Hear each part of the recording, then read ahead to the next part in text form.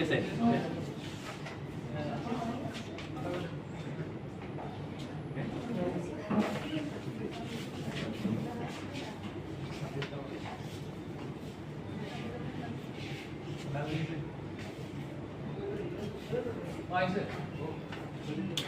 চকুটো খুলি দিয়ক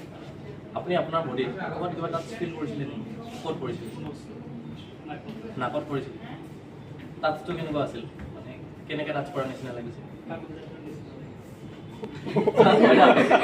আপুনি কৈ দিয়কচোন মই কাক টাচ কৰিছিলোঁ আৰু কি কৰিছিলোঁ